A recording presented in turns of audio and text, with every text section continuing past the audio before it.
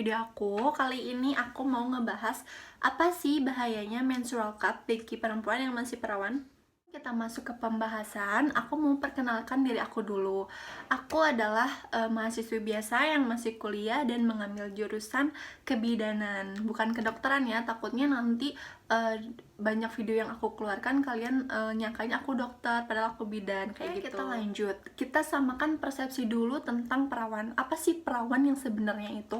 Memang pada dasarnya keperawanan atau virginitas seorang wanita itu nggak bisa dilandaskan dari selaput darah, karena selaput darah itu bisa sobek pada aktivitas tertentu, pada beban aktivitas yang kita lakukan. Jadi seorang wanita dikatakan masih perawan apabila dia belum pernah melakukan hubungan seksual.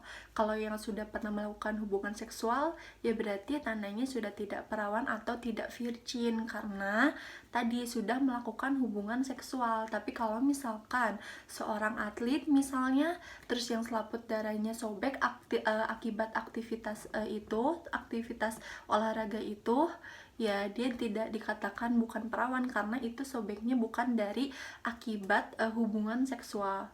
Oke, kita mulai dari menstrual cup-nya. Sebenarnya pasti kalian semua udah tahu ya gimana bentuknya, gimana keuntungannya, terus gimana sih teksturnya yang dari karet itu. Jadi di sini aku nggak akan bawa menstrual cup-nya karena aku nggak beli juga, karena nggak mau coba juga. Jadi di sini aku akan lebih spesifik membahas tentang menstrual cup ini, yang kerugiannya bisa berdampak pada robeknya himen atau selaput darah. Asalkan teman-teman semua tahu kalau di sini vagina itu mempunyai struktur organ-organnya mulai dari luar. Yang pertama itu adalah mon pubis, lapisan yang paling luar. Dia itu ada mon pubis, ada labia mayora, labia minora yang tipis untuk melindungi selaput darah, dan yang ketiga itu ada lubang yang paling kecil, yaitu adalah himen atau selaput darah atau vagina, ada vaginanya. Nah, sebelum mencapai vagina ini dia dihalangi dengan himen pelindungnya. Apa sih himen itu? Ya tadi himen itu adalah selaput darah. Nah, untuk himen ini, di sini bentuk himen pada setiap wanita itu berbeda-beda. Yang pertama ada lubang dua, cuman dua seperti ini yang kecil-kecil, terus ada lubang yang kecil-kecil banyak banget, terus ada pun satu lubang yang sangat kecil. Nah, ini himennya macam-macam. Nah, yang terakhir ini yang lubangnya agak besar ini adalah paros introitus, di mana himen atau selaput darah yang sudah sobek akibat tadi aktivitas seksual atau misalnya sobekannya disebabkan dari aktivitas tertentu. Di sini kita bisa bayangkan wanita yang misalnya sudah melakukan hubungan seksual atau misalnya sudah menikah pun dia masih agak ngilu untuk memasukkan si menstrual cup ini ke dalam vagina. Itu yang sudah selaput darahnya sobek loh, apalagi kita. Kayak yang udah aku bilang tadi, kalau vagina ini mempunyai struktur-struktur organnya, mulai dari lapisan luar sampai lapisan terdekat dari vagina.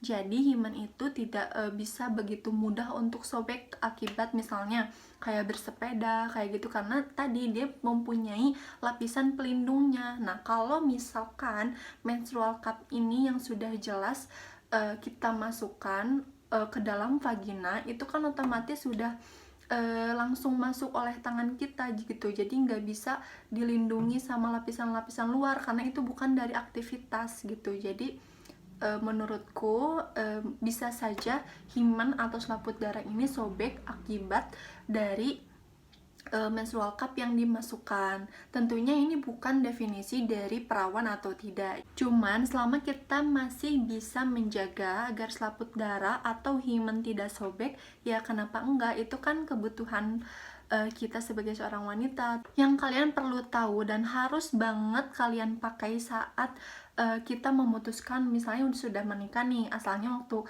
misalnya waktu kuliah atau sebelum nikah kita nggak mau pakai karena adanya terhalang himen ini. Tapi misalnya kalau udah menikah, otomatis kan himen pun nggak jadi masalah karena kita sudah melakukan hubungan seksual.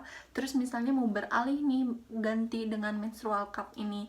Nah, yang harus kita perhatikan itu adalah kebersihan.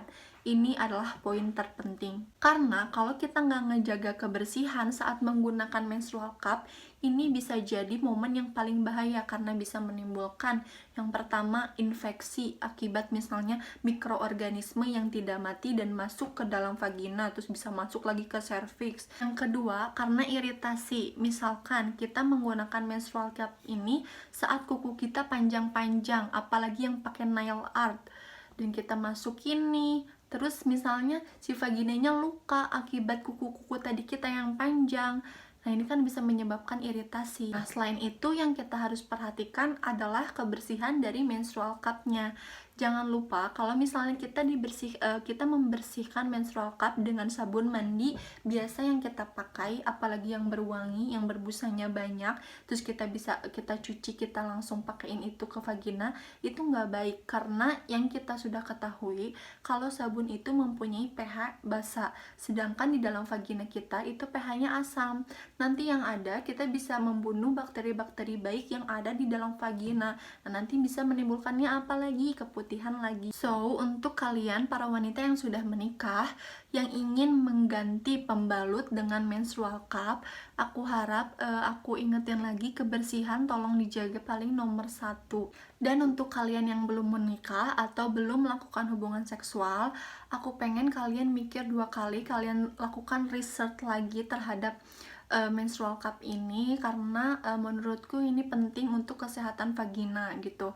Yang sudah menikah pun yang lubang himennya sudah agak membesar itu masih agak tidak nyaman dengan ini, apalagi kalian yang himennya misalkan masih utuh gitu. Makanya aku pengen kalian melakukan riset lagi, melakukan pilihan lagi gitu. Jangan sampai kalian mengubah antara pembalut dengan menstrual cup hanya ingin mengikuti zaman, kan nggak baik juga. So, segitu dulu aja video aku kali ini, dan jangan bingung kenapa aku bikin misalnya nanti tutorial atau apapun di konten aku, karena aku pengen jadi diri aku sendiri, terus cuman aku pengen selip-selipin ilmu yang aku tahu untuk share ke kalian. Oke, thank you for watching.